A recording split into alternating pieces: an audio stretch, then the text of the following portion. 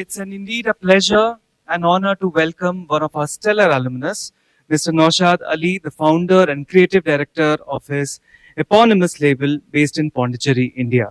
With a design language rooted in minimalism and purpose, his work champions Indian handloom traditions to contemporary silhouettes and sustainable practices. The label collaborates closely with the artisans across the country using natural materials, upcycling techniques, and near zero waste processes. His approach bridges craft and commerce, building a truly independent, conscious fashion brand that operates ethically at every stage. His work has been showcased internationally and been honored with several awards, including the Elle Sustainable Designer of the Year, Grazia Young Designer Award, and Lakme Fashion Week Sustainable Design winner. With over a decade of experience, he brings deep insight into creating meaningful fashion systems that are both culturally rooted and globally resonant. I would now request our director, sir, Professor Dr. Yatindra L., to kindly felicitate Mr. Naushad at the front of the dais.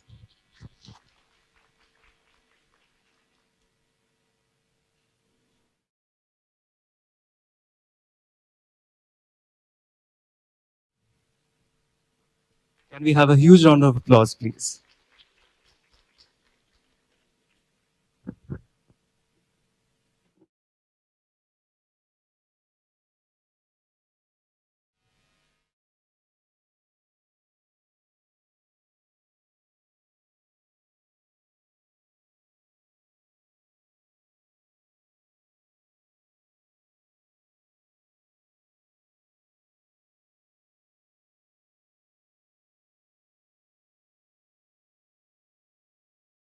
Thank you for having me here today, guys, and thank you for showing up for such a boring presentation.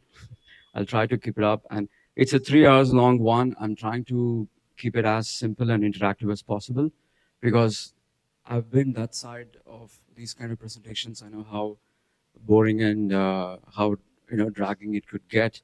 So I really thought about you guys before doing something here. Okay, so I want you all to engage with me. Is it possible? Can we do that? No? Okay, I don't want to force you, so as you like. Okay, so my name is Naushad. I'm from Pondicherry. I studied in NIFT Chennai in 2004-8 batch, a very long time ago. I've been to this very same Bangalore campus for my very first interview. I was telling sir about it, and the whole campus has changed so much. I can't even recognize where I was, which room I had the interview. And I was trying to find while walking around is impossible. One is my memory, and also the campus has changed drastically, and all your neighborhoods here have changed really, really drastically. It's great to see how NIFT is growing. I owe a lot of gratitude and things to NIFT. It really made me who I am today, and I'm not just saying it for the praise of NIFT because I'm in here right now. It really did a lot of good to me. I come from a very simple background where design was not in the topic to take as a career or what do you say, like as a job. I went to study fine arts. My parents were like, You're not going to become a painter. There's no job going to be possible for you. And what are you doing? So I dropped out of the first year of fine arts. And then I applied for NIFT, and I got in Delhi, and then I shifted to Chennai. And literally everyone, we had some amazing set of faculties in NIFT Chennai in my times. And whether it's Matthews or Anita, they really shaped us for who we are. I used to be an extremely introvert kid. It's nearly impossible for me to address or even sit that side and raise my hands and raise a question. Nearly impossible. And honestly, when I came to NIFT Chennai, I barely spoke English. So it's been a really amazing journey.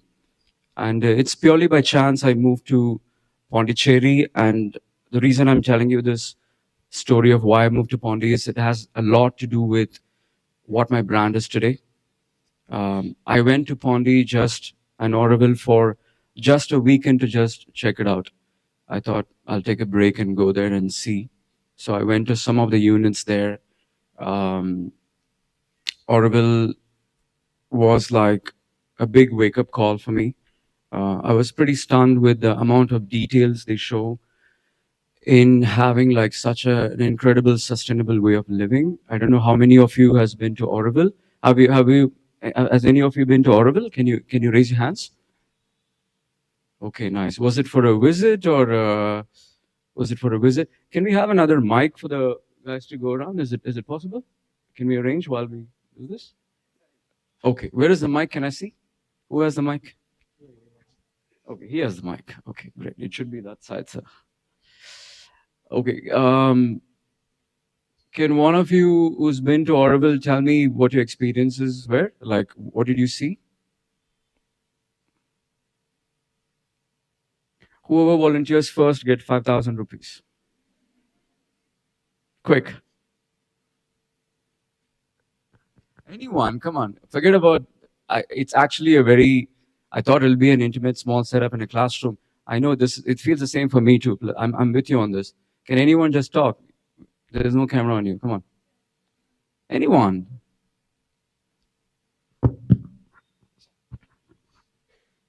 I went there for like a school picnic. It was just a part. It was just for an hour. Okay. But then they showed us like this small video of like how things were developed there. Yeah, yeah. And then we saw a lot of people like cycling and walking around. And Yeah. then we went to the dome.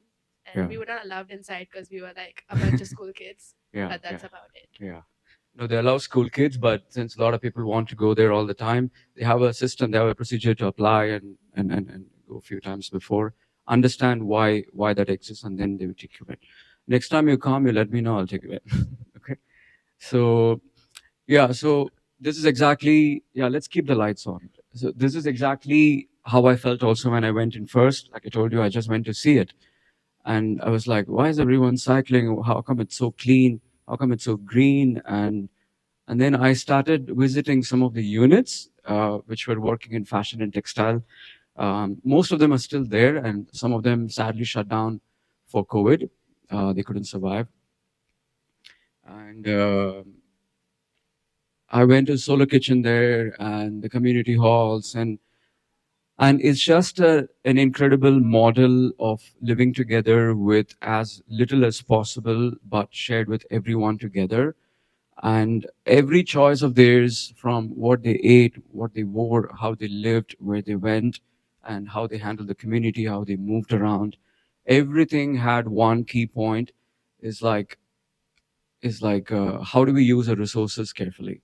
How do we use our resources in a way that doesn't impact the planet? And how do we make our choices carefully that doesn't affect our neighbors, that doesn't affect our neighborhood, that doesn't affect the surrounding in general? And how can we give back to the planet? How can we give back to the place is all they thought about. So the fashion brands there were also working on a similar idea. There were a lot of upcycling, recycling thing going on. There were a lot of natural choice of materials. Nobody would use plastic there. Nobody would use artificial fiber there for fashion. They did recycling a lot. How many of you have heard about a concept called free store in Orville? No one? Free store, you know? Yeah. So it's a very brilliant idea. So they have a little place called the Free Store. So you know how Orville invites a lot of volunteers, right? A lot of them are super young. They don't have money. They come backpacking. And a lot of people move countries to come there and live there. And they just come to see also. They're not well off. They're not like, it's not like a big resort site. It's a very basic place.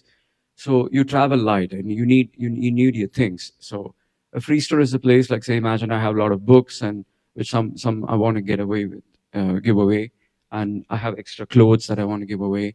I can just simply go and drop it there anonymously, and they nicely clean them up. They iron them. They fix them if it has any mending to be done, and they add some embroideries and stuff to it at times, and they hang it back like almost like a shop, and whoever needs it can go and pick it up.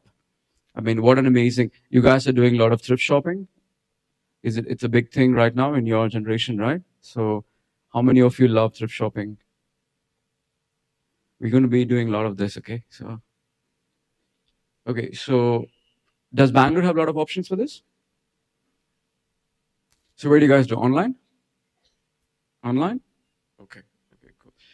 See, again, this was a model created there before the online platforms existed, right? They didn't do that. So they did it internally for their own. And now even as a volunteer or like a single day visit, even one of you go, you can walk into the free store and you can grab some. It's that open. In fact, a lot of our brands, second samples, and we do a lot of muslin fits, which like pile up very quickly at the end of the year. And we don't know what to do with them. So I have two ways to do that. One, I throw a party at my studio once a year, call all my friends. These pieces will be hanging out in a box. Everybody brings something. It's like a potluck and they can take back whatever they like. And I'm happy to see my friends take those pieces, they wear it, it's repurposed. Otherwise, we don't know how to basically discard them. It gets a second life basically for a little longer, right? And the other way is we also go and give it to the free store. We clip off the label. It's because we still run a brand. The idea is not to promote the brand there in a platform like that, in a space like that. So we just clip off the label, completely give it anonymously. We have given almost a rack once. And when I see those tourists wear it and sit in a random coffee shop, it feels good. You know, what would have ended up somewhere else. Someone's wearing it and they really cherish it. And it's also nice to see how they style it and they keep it and they really value, what they get there. Okay, now, so getting to this, we're going to talk about fashion and sustainability. You know how from 2000, I would say 2010 onwards, fashion and sustainability has become a big buzzword in the industry. You all know that, right? So there was like a lot of magazines were covering it suddenly. A lot of independent bloggers were doing it, and it was just all over the place. It just blew to be so out of proportion. It became a big greenwashing at the end. You know, if it became a huge factor for someone to sell instead of genuinely talk about how they make things. No, you agree? Do you remember this phase? It's changing a little bit, I would say, but it's still there. But do you guys know what I'm talking about? Yeah? Okay, so there were a lot of brands who would do very little, a lot of designers would do very little, and they would write a big article on the tag saying how sustainable they are. And when this became worse, and there were a lot of people voiced out about it, a lot of articles came on how to genuinely identify who's sustainable or not. And to be honest, in my opinion, I don't think anyone can be 100% sustainable. It's not possible. We have to be honest about it. The best way to approach this is being honest about it. The reason I'm saying this is we can only try, right? So sustainability is not about, in fashion at least, is not about making cotton clothes. It's a big question today whether making cotton clothes is even sustainable or not, right? So I'm sure you guys study about it, you guys research about it on internet, you see articles on this every day. That's exactly the points we're addressing today. There is no one way to it, and there are multiple ways one can be sustainable. For me, it's just a way of life. Like you need to be like that to have a brand like that. It can't be disconnected, right? Do you agree? Yeah, you need to preach what you practice, right? So that's the best way to do it. Not only in fashion, in anything. So this is a really interesting quote by John Thakra, and you should research about him. He has done some incredible work in Amsterdam and all over. And this is bang on to the point. I wanted to start the slide with this one to keep you thinking. So this kind of summarizes everything we are discussing today. Now, moving forward, how much of your personal values are linked to your choices today? That creates a lot, right? So there are so many ways to shop today, so many ways to see. Fashion is a very desirable product. Like we all want to look good. We all want to sometimes show off. We all want to dress up. It's natural. That's the way it is. And it didn't start like that. It became like that, right? What became food, clothing, shelter, which is the basic necessity.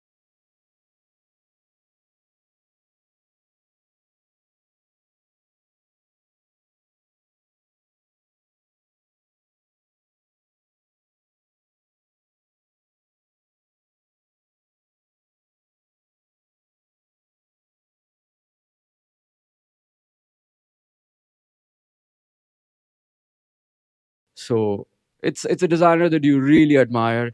It's a designer that you don't fully understand. It's not in your culture. It's not like available right next to us. You can't walk into a UG store around you.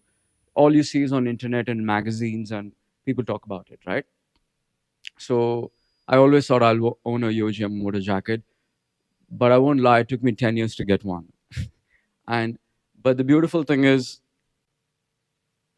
it'll still be with me for another 10 years. That's how well made it is. And talking about Yoji is one of my biggest inspiration. I love Japanese designers.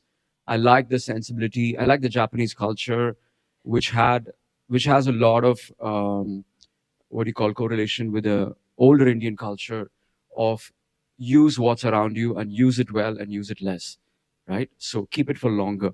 So it's still very much a core thing. There is a side of the Japanese fashion also which is like super commercial and consumer focused, like every other culture, but they still have this core value to it, and Yoji's brand is built based on that. Um, so this is it's so important to question. See, you all are going to be having your brand one day or working for a brand one day, right? Is that the whole point of this? Yeah. So you have to make your choice. Like you can make an impact whoever you work with or whatever you start on your own, right? So it's not very difficult for a brand to be sustainable today. It starts with the design, like the previous slide said. Design in general means solving a problem. We have a crisis or we have an opportunity. Both are, how do we solve this? You design something, you create something. There is a demand, you create something. There is a necessity, you create something. There is a problem, you design something and solve it. So it's the same basic principle of design that applies to your architecture, your fashion, anything, any discipline of design you take. And also, design's a little more than that, right? Some things are for the eyes. How many of you keep little things around your house? It's not necessarily functional, but you're so attached to it, you so love it, right? You don't throw them away. So it's for the eyes too. There are pottery which are very functional. There are pottery which are very ornamental. There are pottery which are very design oriented, design driven. There are potteries that you can collect, right? There's so many ways that you can design. So there are a couple of quotes. I'm going to let you guys read as I speak, because um, I don't want it to be like again, I don't want this sustainable topic to be in a very preachy way. This is something that I'm just opening up a few of these things that I've come across. It's a limited period of time. So some of these might trigger something in some of you, and that's the whole point of this. Also, there are a lot of problems that we've been facing um, in the process of designing. There is always a conflict for a maker, a creator. What exactly are we creating? Are we creating something that's absolutely necessary? Or are we creating something that is just for the sake of it? Or are we creating something just to make money? These questions always arise, at least to me. And think about it. Like I started in, I don't know, 2015 without even a name for the clothes. For almost a year, I sold clothes without a label to it because I wasn't confident or sure about putting my own name on them. So I came up with a bunch of bizarre names. I ran it through my friends.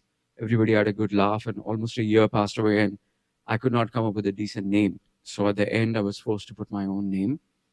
So initially, when I started making, there was a very little budget to start. Like I literally started with 40, 50,000 rupees in hand, and we had options to rent out a sewing machine. And I'd unscrewed a couple of my doors and put it on the boxes, and that became the table. We did most of the pattern making on the floor. And I'm not telling you my little pity story how I started. I'm just trying to tell how easier it is to actually start, how fortunate we are in this country to do that. I always talk about this to my European friends who run brands. It's such a different approach. It's so hard to start a brand in Europe because of how expensive it is and the limited resources they have. You guys can catch a bus and find an amazing weaver around you, right? It's possible. You can research, and NIFT has an incredible um, what do you say, like a library of information for you to go and access any weaver or any source of textile, any manufacturing units. We're well networked and connected, and our country also offers a lot. We're not only a consume, I mean, we're not only consuming, we're still manufacturing and producing a lot, right? In an artisanal way too, not only in the factory way. We have everything, and that's how fortunate we are. So it's very easy for us to start, but I don't want to disappoint you, but it's very, very hard to survive in this country for what we do. The opportunities are high, but the competition is also high. Like if I see my Instagram today, every day there are 15, 20 brands coming up and they're doing phenomenal work. And I start thinking like, oh, why did I think about it? Like they're doing a beautiful work. Like it's incredible quality of work and the exposure is really, really high. The standards are really, really high. Of course, there's a lot of all other kinds of things, but there are a lot of good things around here every single day. Do you guys discover a new brand from India, from around you every day on Instagram, on your fingertips, just sitting in the canteen? No, it's so much to see, isn't it? We are overexposed. There's so much going around. So it's one of the most challenging time and also one of the most um, interesting time to be in fashion in India because we're competing amongst ourselves. We're also competing globally, right? But how do we compete globally? We have to tell our story. You know, what's the point of us looking like a European brand and selling it to Europeans? It's a waste of an opportunity. I don't want to be the extra wheel kicking around in the football game. I want to be part of the team. I want to be part of my team, and I want to score for my team, right? So that's how the approach should be in fashion too, or any brand. And again, um, there are so many batches in NIFT. There are so many departments here. It's increasing. There's so many of you are studying design and fashion and all disciplines of design now. NIFT is increasing the departments and the numbers. But do you think all of you will end up becoming a designer? It's by choice, one, yes. And is it also possible? No. But I mean, I'm giving you the scary part first, but I'm going to tell you the nice part now. But there are so many jobs now in fashion and in design which doesn't even directly connect to your course, right? Like a social media influencer is one of the highest paid jobs in fashion, right? You agree? How many of you know about really popular social media influencers today? There's so many globally, so many in India. We're also catching up on that. A lot of Indians now are doing for global brands even. So you know how well paid it is. But do we need a degree for that? We don't need a degree for that. But we need that interest for that. The people who get it right are the people who have it in them on their own, or they develop it, right? There's so many opportunities that you guys have today to make money or create things or express yourself, which our times didn't have. And it's too late for my generation guys to catch up on those fields. It's really impossible because the power is with you guys now today. The exposure is with you guys today. So even that can be done in a very interesting way. So the reason I'm saying this is you might be forced to sit here today. You might be here out of curiosity. But let's be honest, again, when I sat amongst you guys once upon a time, I did not know I was going to open a brand. I did not know I was going to start a brand. The only way I found out is by working for others that I realized that I possibly could not work in a corporate company. I'm not saying it's wrong. There are a lot of my friends who do phenomenally good with the corporate. They do big changes there. They do in a different scale. There's a friend of mine who works in Raymond's now. He's doing big changes in their Levi's. He's in Levi's in Amsterdam, and there's another Levi's senior of mine working in Melbourne. They're doing phenomenal changes. They're working on the key sustainable area. They're working more and more with Indian handloom denims now, basically. Levi's is opening up to that. They used to always go to Japan, and now they're coming to India. So these guys opened the doors for them because they're from here.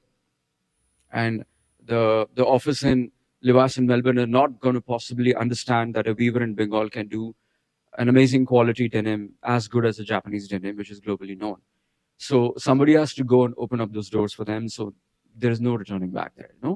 So in any field you pick, in any way you pick, you have the opportunity today to to still work on how sustainable you can be and how you can bring these practices even in a corporate office, right? You don't all have to open your brand to do that. You contribute in your own way. The way you can do that is by changing yourself. You consume less, you consume carefully, you make things for yourself, you cherish what you have, and then it naturally flows into it. There is no secondary way to that. So these are, sorry about this. So these are some of the issues we face directly linked to our industry, and you all are aware of this, right? So, like I mentioned to you, growing cotton probably is not the best way to be sustainable today. In fact, we have so much technology today to create fabrics in industries which consume way less water, processing, and byproducts and things left behind. And the longevity is another thing. If I give you two shirts, imagine one is 100% cotton, hand woven, but it snaps off the way you wear it within 3 months. And I give you another shirt, like say it's a polyester, um, but it's well designed, well made. You like it so much, and imagine it lasts for another 5 years. Which one would you prefer? It's a tough choice, isn't it? Which one do you think it's more sustainable here? Okay, fine. The polyester might not recycle like how a cotton would do, but your cotton shirt snapping in your hand woven shirt is snapping in 2 weeks or 2 months. And it's too much maintenance for you to wear it to college every day and starch them, do this, that, and da da da. It's not possible, right? Not every day possible. Okay, you keep it really cherished. You wear it once in a blue moon because you love that piece, but then you can throw around the shirt literally under the bus and wear it again, a polyester shirt, for another 5 years. Which one is more sustainable in terms of purely the longevity of it? Sorry? No. I'm kidding. I don't know. Honestly, we don't know that. It's a very tough choice. This is the situation we are in today. So our choices, we don't know. Like what exactly? That's why I said it's impossible to be 100% sustainable. Like for someone keeping that polyester shirt for longer and wearing it responsibly and passing it on, that's his way of contributing to that. For someone not getting into polyester at all, I'm not promoting polyester here. I'm just giving you the irony we are in right now because of how we consume, right? So all these issues are for real. Do you agree? So does anyone not believe in climate change here? So it's a big debate. Again, a lot of people say, oh, it's always been like that. There's nothing that fashion is doing to it necessarily. How about flying around the planet? That doesn't cost anything. And we question, but it's a whole choice.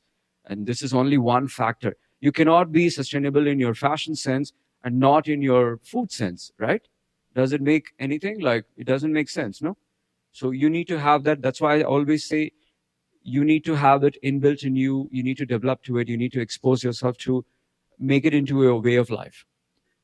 Anything you pick, buy, do, create has to have that inbuilt in it. That's how it is, right? So all these things, including the modern day slavery and the consumption of waste. You know, I was in Ahmedabad the other day. There is a friend of mine, Anupama Kundu. Have you guys heard of her? So she is a very famous architect. She used to live in Oroville, and she built the most famous wall house. Next time you guys are there, you should visit and see it. It's a very original design of Anupama, built in the 90s. It's a very beautiful place in lush nature and with exposed bricks. And it doesn't have the plaster, so you don't have to keep painting it over and over and over again. And every material she used in the house is 100% sustainable and locally sourced. Your granite, your achikal, the small bricks, and then your karapa stone, and that's it. It has as little cement as possible. And she even recreated that house in Venice Biennale a couple of times and globally around. She's a professor in a university in Germany now, in Berlin. Um, and Anu always mentions about how being sustainable is so easier even to a scale of architecture, right? So it's very simple when you source locally, when you know where it comes from, and that's where your design sensibilities come in. How do you use something that is so common in such an interesting way that nobody has thought of. That's your design skills. That's what you need to develop. Again, when we do that, we're using our local Indian materials from your neighborhood. If you show that to someone in Europe, they don't have it, isn't it? So that's new to them. When you show it to someone else in India, in another part of India, they don't have it either, right? You know, Sabya's very first collection was using Kerala saris, and he's a Bengali, right? He's from a land of incredible textiles, Jamdani, Mal, and you name it, right? But he works with a Kerala sari with the gold borders. You guys all wear it for Onam, right? He used the exact same, but that mix of it really opened up something. And I don't know what attracted him to go with that specific textile, but he started with that. The idea is, what I'm saying is like, it's still new to someone else, somewhere else. Though for you right now, you think that it's a very common local material, no? And look, I come from Pondi. I'm a Tamil boy. I've been to Europe a few times and a few other countries. It would be really stupid and silly of me to do a collection inspired by the Sistine Chapel and present it to Europeans, isn't it?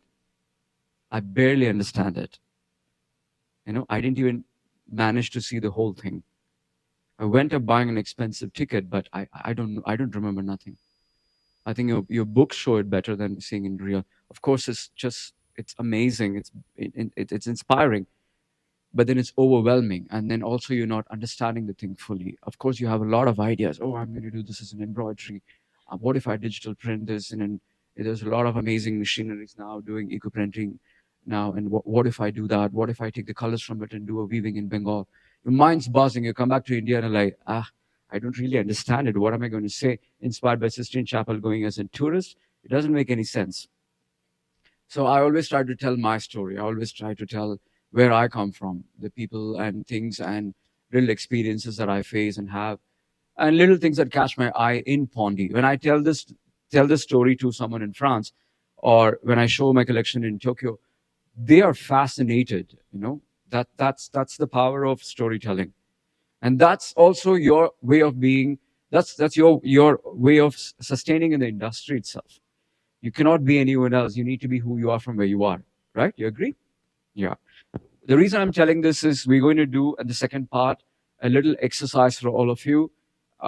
It's about you imagining your own brand in 2030. So I just want to trigger this idea in your head that'll help you fill up that sheet. Again, like I mentioned, it's the sustainable lifestyle that you need to focus. It's not on the sustainable products, because your lifestyle choices makes everything. We can only try, we can only implement in the little things as much as possible to get there. Again, you know, there are a lot of talks about sweatshops. This is another big issue. We're going to address some of the issues that come as an impact of our industry. I think we all are responsible for this one, right? As a consumer, and also as a creator, and also as a designer, right?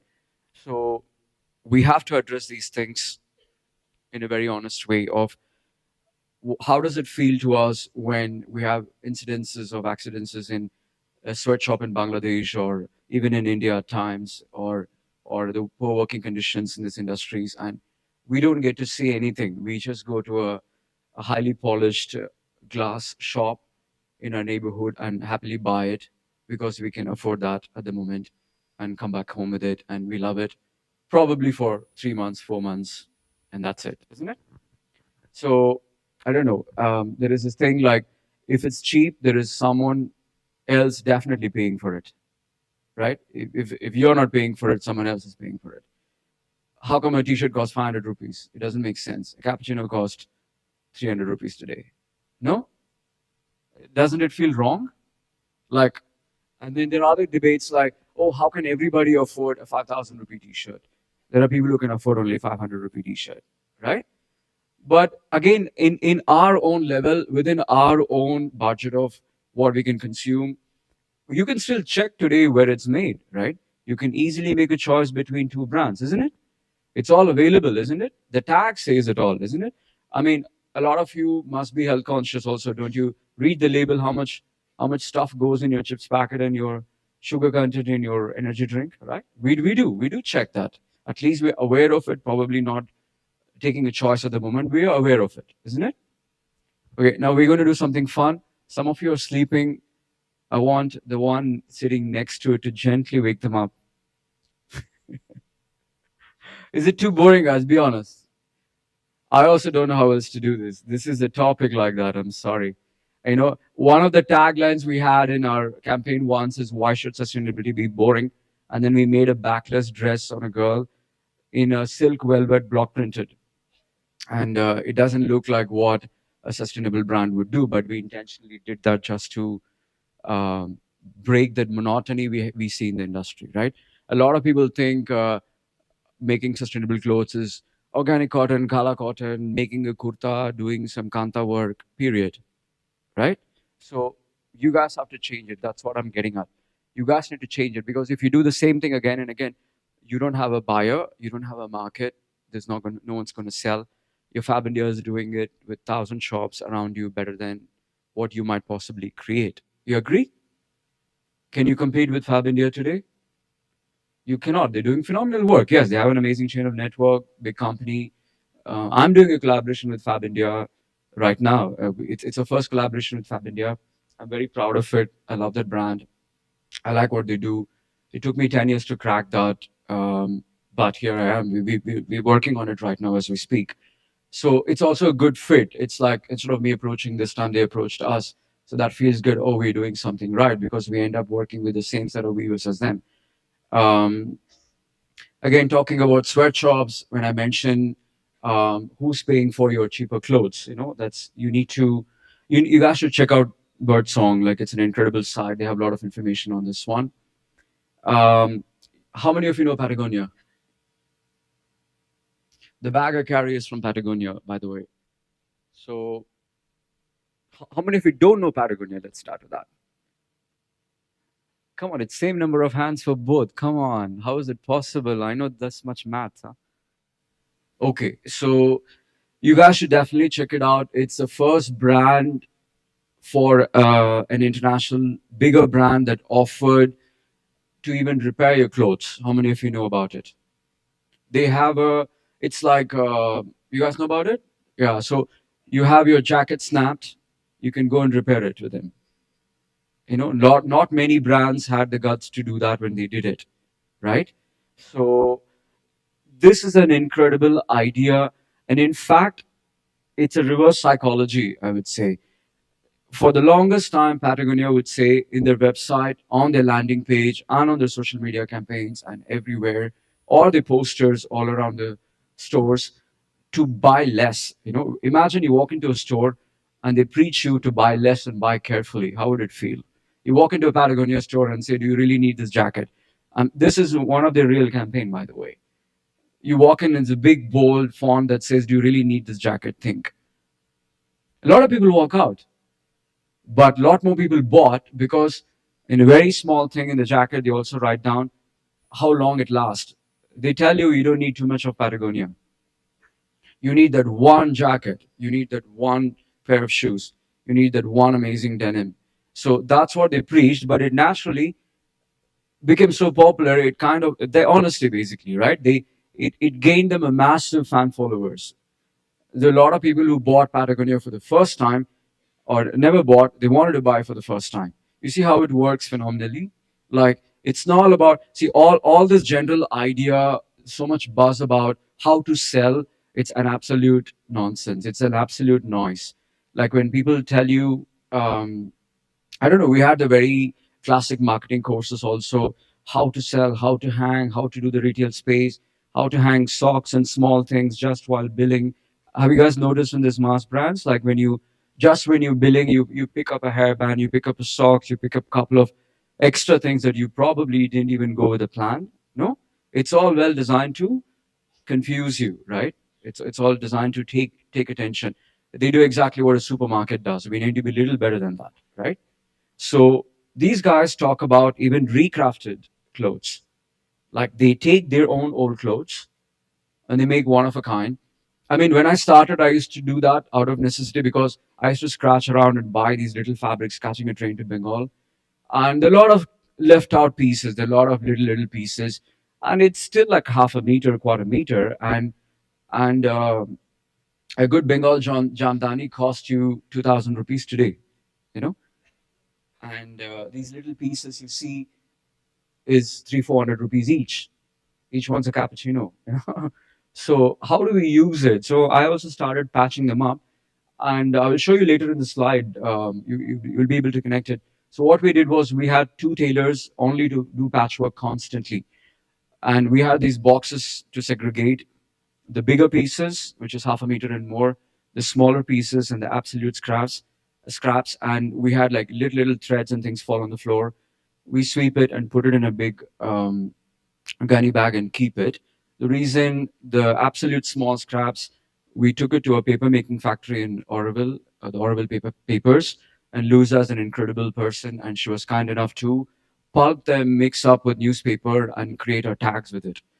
But to be honest, these papers cost a lot more than what you buy in the stores. And these recycled papers cost more because there's a lot of people and manpower involved in making them. But it's our own fabric things. How do I clean up my own waste? No, I'm making something cool. I'm also making a lot of garbage out of it. No, okay, fine. It's cotton clothes. It's eco-friendly. I still don't have the rights to go and dump it somewhere. I need to take in charge of what I throw, right? So we started making tags. So the 6 months, 1 year, till the time it kind of hangs in the store. Each product carry your own tags, and we do a little note for the clients to thank them. So we were proud we could at least come to 90% of using everything we consume. Can we all do one loud yawning together? Let's try. I want to hear you all yawn. Can we? No? Quiet? She's doing it nicely, quietly. So yeah, so this upcycling thing again is not, it's not that complicated. It's a matter of everyday practice. No, you cannot just pile up and say like, oh, someone's going to someday magically take my garbage away and it's going to make become gold. It's not going to happen. You need a plan. You need to make it happen, right? So this is what Patagonia has been doing for years. The same thing, and they built and again, it's so difficult. We're talking about, in my case, a small brand doing cotton clothes is easier. Patagonia is doing performance wear. Patagonia is doing outerwear. They have a lot more challenges, right? They have zippers to take care of. Imagine they can't have, and those outerwears and performance wear has to last, and they need a lot more gears and a lot more trims to it, which are not always easy to make it sustainable, but they figured out a way. And yeah, again, they contribute back to the planet of what they earn, and they even bought like a massive land and made it into a forest. Incredible, very inspiring. um, Value-led actions and activist movements. This is another way, again, like I told you, we all are not going to make things, we all are not going to have a brand, we all are not going to end up doing designing. Again, the reason we're discussing this is even in whichever other areas of fields that you choose to work tomorrow, you can contribute to the same cause, right? It's a fight for all. It's not one person or one department or one person's job. So a lot of you will end up in media. A lot of you will end up in social media. I don't know. Some of you guys one day will become a big influencer somewhere. No, who wants to be that? Do we have fashion communication people here? FC? No? Cool. And okay, so this is more important too. What are they going to communicate? No? So yeah. Media is one thing. Like a lot of, again, the social media is one aspect. There is a real media too. I don't believe everything I see on social media. I still see it as a big gimmick and tool to sell me things every day on my face. They decide what I have to look at. They decide what I want to say. Though the whole thing is design thinking, oh, it's our pattern, it's our interest, is what is shown to us. The algorithm works like the more you see something, the more you do. It's true, but partly. We also shown so many things that you probably don't want to see it yourself, right? So the mainstream media is still a very important factor to help any industry, and again us also, who's going to talk about the problems, right? Who's going to take it to the larger audience? Every one of us, yes, but the reason I'm bringing this up is some of you might end up doing media or working with someone at some stage, and this is your chance to talk about it too. And a lot of protests happen in Europe, UK, and US. You know, we don't do much in our country. We're a bit more peaceful like that. Whatever is done and said and things, we take it, we accept it. Especially the damage to the planet, we're not so proactive yet. Not everyone, but it's so important because we're such a large country with such an amazing resource. Don't we want to protect our own resources nicely? We need to at some point, isn't it? So, do you guys know about any of these graphic tees movements where they talk about the issues? Do you have any of these with you? Okay, let's move on. Okay, do you guys know about fashion revolution? How many of you know fashion revolution? Really? No way. You guys know fashion revolution at all? Come on, guys. I'm going to yawn now. Yes or no? It's a simple question. No? Okay, you know, fashion revolution is a global movement, actually. You need to check. If you have any piece of pen or paper, please write this down. I'm also going to definitely give this. I've really dug in and put some names here for you to research further because in the 1.5 to 2 hours, it's not possible to show you all. So, fashion revolution was created to have a complete transparency on the brands, right? The lot of technology today, way before the QR became very popular, the lot of technology today to have a full traceability of your clothes. You know, but very few brands are doing it. They have a little system on the tag. You scan them, it tells you where the cotton's grown, which region, how much of energy and things are burned for it, and who produced it, what is the name of the tailor. You can see it all. How much did it cost to actually make? How many of the brands you guys buy have ever openly declared how much it costs to make your clothes? Have you ever seen an open costing? Do you ever uh, did you ever think about how much it actually costs to make it and how much profit they're making? Have you thought about it a little bit? Yeah, right. The question arises, no? And of course, there are a lot of questions on this one. Again, like a fast fashion brand, how come a T-shirt can be done in 500 rupees is one question in our head. Why is Yuji Yamamoto charging two of my kidneys together for one jacket? No, that's also a question we ask all the time, right? We don't know the answer. It's about the thinking. I mean, it's about getting the idea. It sparks something in you, but you still need it. We understand the value of it somewhat or the other, right? So fashion revolution focuses on that. You guys need to definitely, if you want to, I don't know, the reason you all are sitting here, I want to believe that you want to know a little bit about how to approach fashion with these ideas of being sustainable. So start digging more about it. If this is what you choose to do, there are multiple ways to do it. Like I told you, it's not only about making cotton clothes anymore. If a brand is telling that to you, if a designer is telling that to you, it's absolute nonsense. You can't buy that. No, there's so many ways. So start digging about it, go deeper in that field. So they start asking this question: who made my clothes? And you have to declare openly on your label. And they encouraged the consumers to ask questions to a specific brand. You could tag Patagonia tomorrow and go hashtag who made my clothes, and they have to answer to you. You know, that's how they give the power to everyone through the mass media, the social media, your own phone, to question anybody. You can ask Dior, who made my embroidery? You know, is it done in Chennai or is it done really in Paris? Now we know where it's done.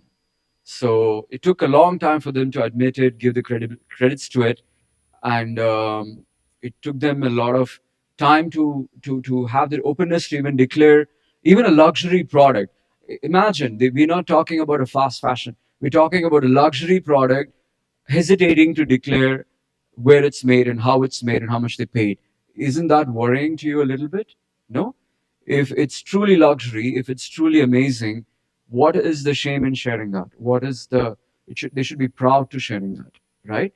How come an Italian-made tailor suit is so much more valuable than a Bengali woven fabric, right? We equally amazing quality, and we are the only one in the world doing that in this region. You know, in India, how every state has a different craft, every state has a textile. How many of you are from textile here? You know, the reason I'm asking is I went to NIFT to study textile, and it was a lot of theories. I got bored. So I pushed myself out and went to fashion. And weirdly, the interesting choice they made helped me today. When I started my brand, I could only go to a weaver. I could not go to a mill because that 1 year of introduction already helped me. My dad was in the textile business, but I never went there, never knew what he exactly did. I ignored every bit of it. I was completely against it. I told you I went to study fine arts. So weirdly, I ended up doing the same thing at a different time in a different way. Um, I wish I'd paid some attention to my dad also. I would have learned a little more. We used to have these Bengal fabrics. We used to have ikads all over, you know, these than they call it, these bundles all around the walls during the peak season time. And that was my couch, my homework thing. And I would jump on them and get a whacking for it. And I did not know the value of any of those fabrics back then. I would just literally tear a piece and wipe my cycle and go happily. So I did not know anything about those because it was not my field of interest. So weirdly, I came back to it, you know. So fashion revolution is another way to question. You guys should definitely check it out. The lot of do you guys know about this movement here? This is slightly older, but not so much until 2020. Like they were very active, and it's about exposing what goes behind the hazardous things that goes behind making your clothes, and how can you just blindly wear it where so many people get affected by it. Do you guys know about this one, the Pussy Hat Project? So this is another incredible social movement. It raises awareness on the women's issues and the human rights issues, and the other side of, again, any industry, right? We have these problems in IT to fashion to anything, but we can't ignore that fashion doesn't have it. It's not always that glamorous. We have these real world problems, but somebody wanted to address to it in a creative way. That's what I'm getting at. We don't have to talk about it in a serious NDTV interview. We can also do it fun. We can also do it by independently without relying on a bigger media, by a small movement. It started as a single post and it ended up like this on the cover of Time magazine. So everybody started questioning, everybody started marching, and everybody started resisting against the problem. It's when we create the noise, it's when we create it's when we talk. We need to be self-criticizing of our own choices, correct? Why not out to our own industry? If we can't criticize the fashion industry, which we choose to do right now, we all are here for the same reason, right? I'm going to, where is the mic in the hall there? You have it? Okay, you're the lucky one. You're going to answer me for this. Yeah, so why did you come to NIFT? He's not a student, but you can still answer. Okay, give it to the girl with the headphones. Yeah.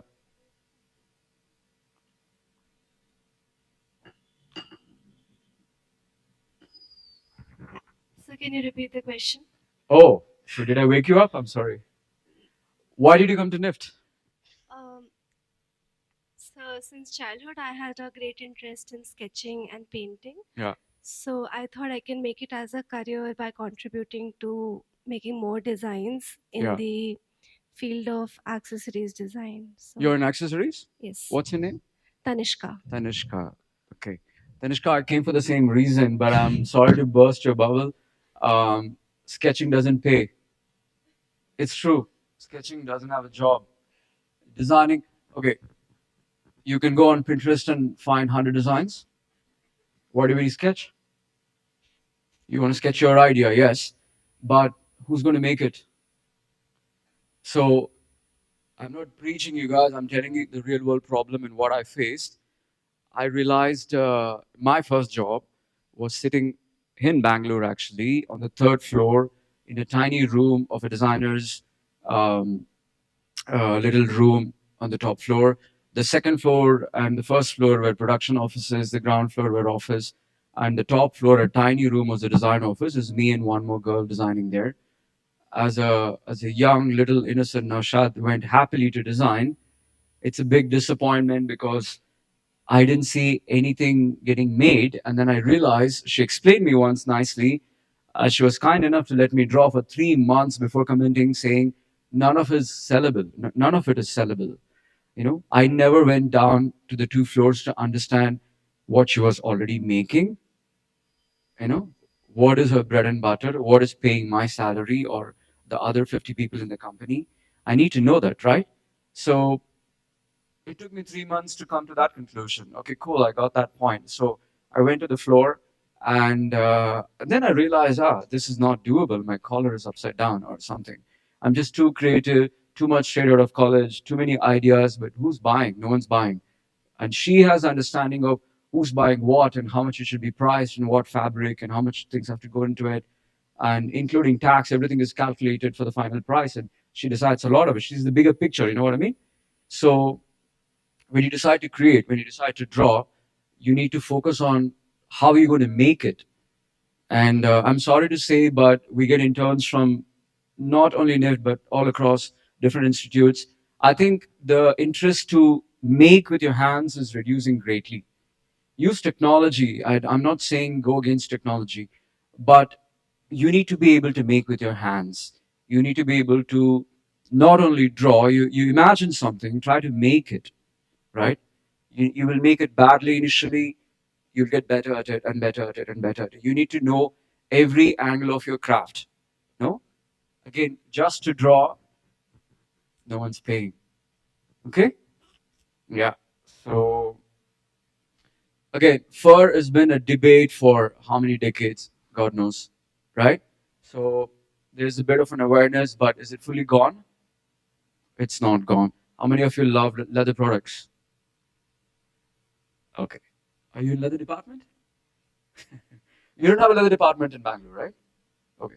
Yeah. So I mean, we do of course love it, but there are a lot of ways to do it. Like the differences in leather and fur, I'm not sure, but in leather, India is a big leather exporter, right? Like in Chennai NIFT, it was one of the strongest departments, and I was always fascinated by the cool missionaries in the thing. In fact, when I shifted from textile, I wanted to do leather, but my faculty strongly voted against it. Almost gave me a little bit of a whacking.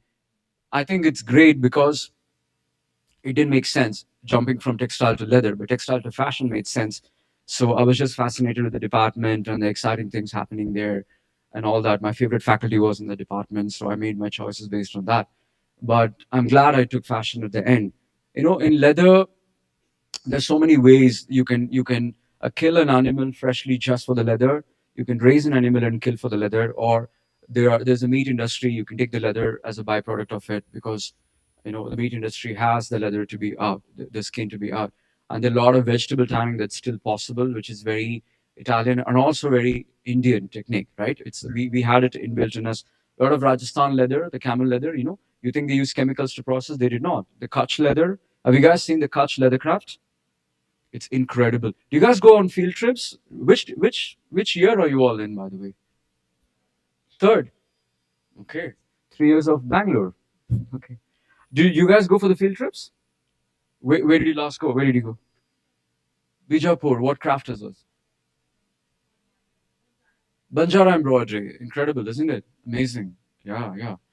I discovered Kutch very late.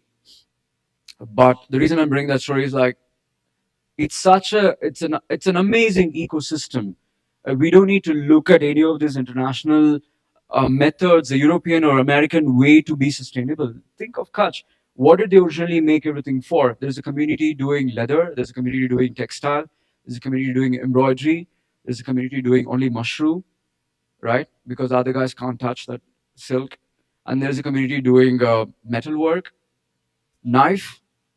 How many are there? And these are small nomads and different kind of. They were cattle grazers. They were like different groups of people, right? And before the modern trade system existed, Kutch always existed. And these guys would make something and go and give the leather and take the milk back in return. They had their trading amongst the products. And even to just trade, imagine me saying, I'll give you the shirt, give me a bag. I'm making a beautiful shirt. You're making an incredibly looking bag. And we're exchanging. What a beautiful system is it, right? Which other part of the world we have it? It's incredible. Again, that's the best sustainable model. None of these things match to that. You know what I mean? Like, what if we implemented that today in a modern way? That's a thrift shopping in a way. You have something. I mean, today you can even buy a thrifted jacket all the way from Tokyo coming to New Delhi or to Bangalore. It's all in your fingertips. Okay, again, this is a little bit, it's a boring topic, but it's so important. It all boils down to understanding what you really want, right? It's like setting up on your Google Maps where you're going first. You need to know where you want to go. That's exactly what a manifesto is. How many of you know a manifesto in general as a thing? Right? Yeah, it's a general term, right? So fashion is also important to have it for the brands. When you create, even if you work for someone, your manifesto can be as simple as, I'm not going to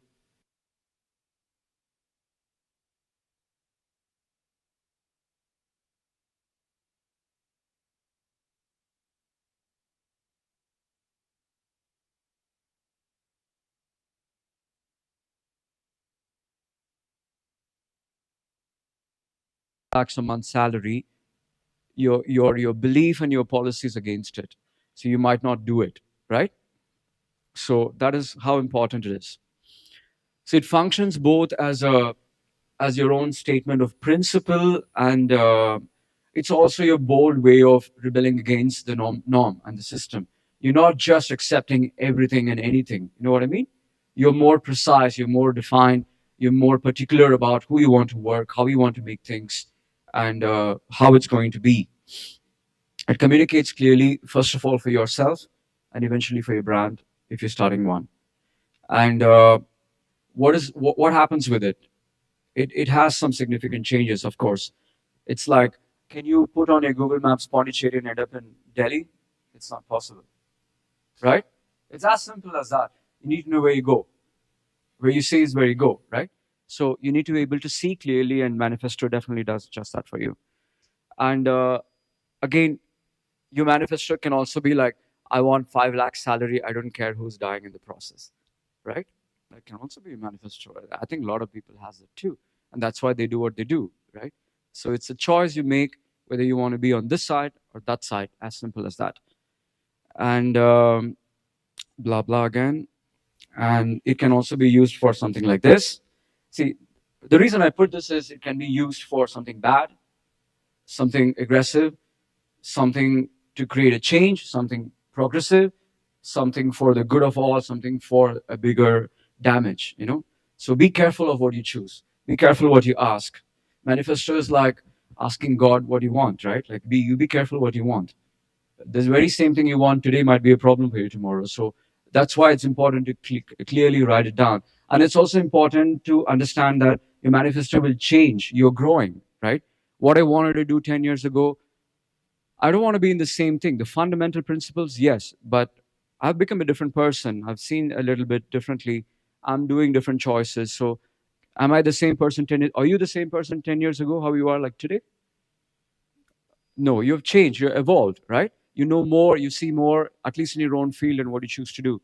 So, be open to changing your manifestos. It has to change. If it's not changing, it is a problem. Again, the different other ways to do that, you know, UNICEF's things, again, it applies to every field, a global thing. You know, do you know fashion's ranking, clothes and fashion's ranking for the amount of pollution we create in the world? Do you know what we are ranked as? Does anyone know? Second, yeah, right. What is the first? Huh? ChatGPT? What?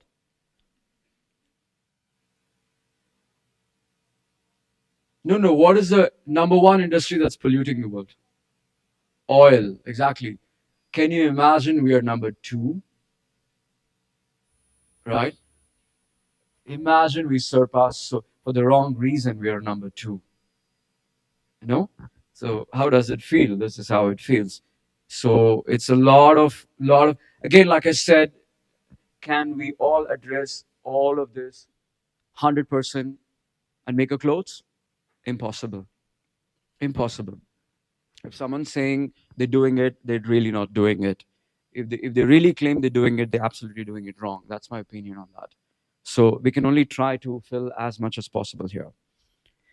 And again, the reason for creating manifesto, again, we're going to distribute a sheet at the end of it.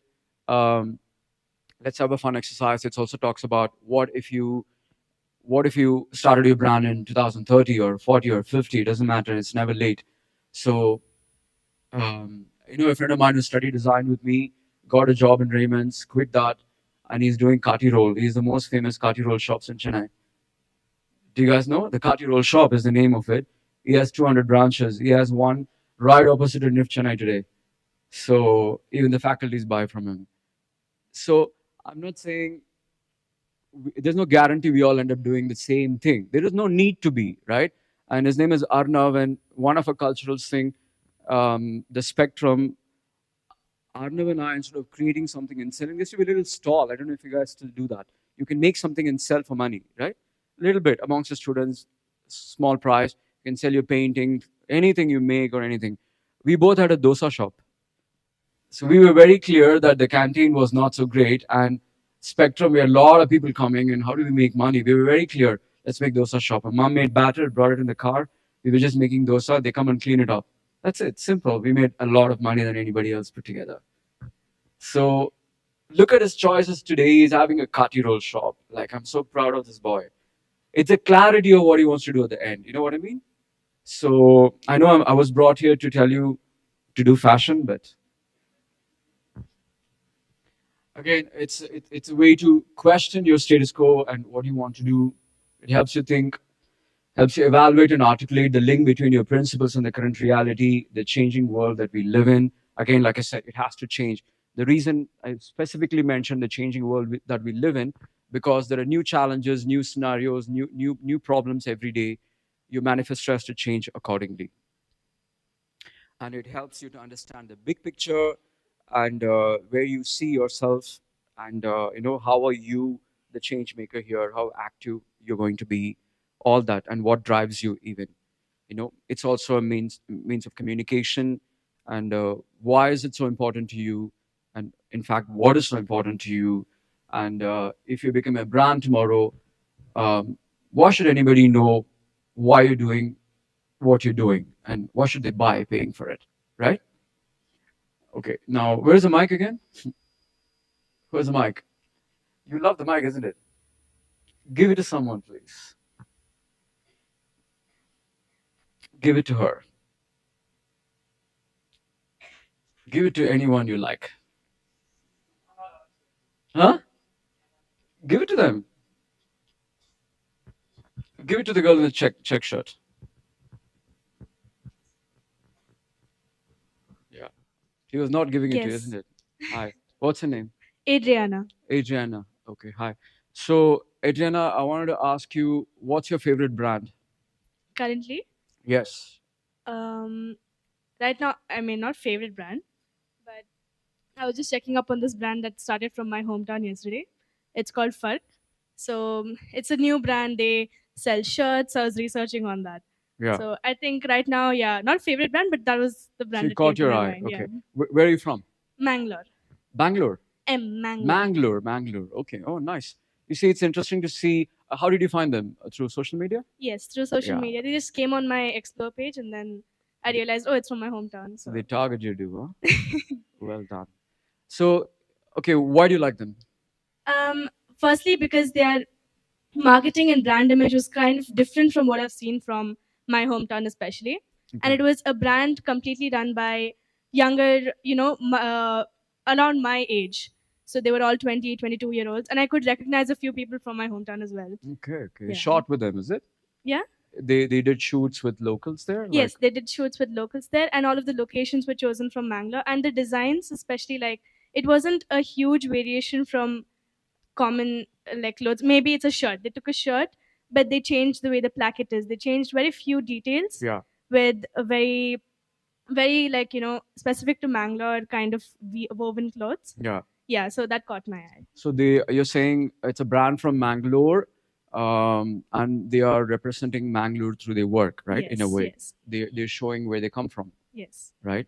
Again, it goes back to what I told you guys. Like, I'm trying to do the same thing in Pondi for 10 years, no? So that's what caught everybody's attention to me. In fact, when I started, I'm very happy to know that, because when I started, um, I actively went into making and producing things only in 2013 onwards.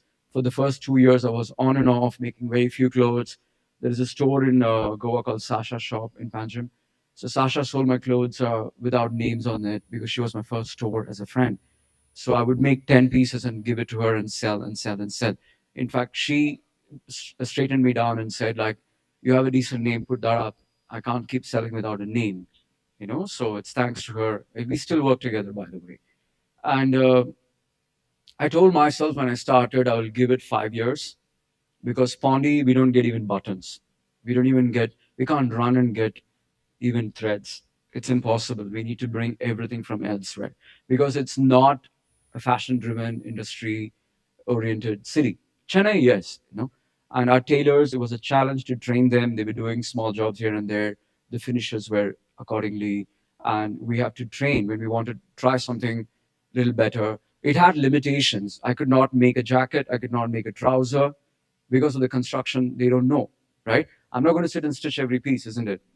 So it's an industry also. Again, the earlier slides that we spoke about, why is it so important for us to consider the human rights issues? Why is it so important for us to consider the working conditions of people, where they come from, and everything? It's because it's not an industry you can make alone.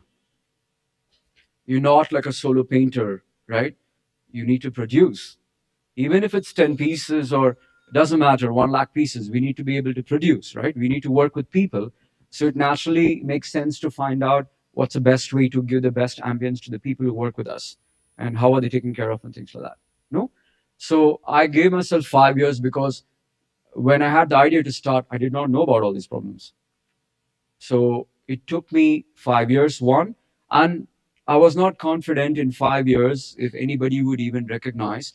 Like, we would get some rare requests from magazines like Vogue and Elle and Grazia to put it on the editorial to give the clothes, and they all would say, there would be an email saying like, "Oh, please make sure the clothes come by tomorrow 10 a.m."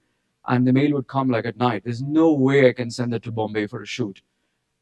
And then I realized it kept happening. The whole industry wants to believe that every good product has to come from Bombay or Delhi. They were kind of having the thought, if you're a bigger brand or if you're a cool brand, you have to from Bombay or Delhi. It's still like that, sadly. But when people break, like the brand you mentioned sitting in Mangalore, I saw another one from Fort Kochi, super tiny but brilliant stuff, working with Kerala textiles with the looms there, amazing stuff. They're even selling. I was told they're going to be selling in Selfridges soon. Incredible, incredible from Fort Kochi to Selfridges. Amazing, right? So that openness is possible. That global exposure is possible today through your Instagram on your fingertips. We just sit and scroll, right? But how many we discover? It has its advantages and its disadvantages. This is one of the advantages of it. Yeah. So they have. I'm very happy to spot that they had their agenda very clear what they want to make, and that caught your eye also. Thanks for sharing that. Okay. So this one. How long did we burn now? Okay, 1 hour. Do you guys want a break? Okay, cool. Me too. Can we come back in 15 minutes? Cool.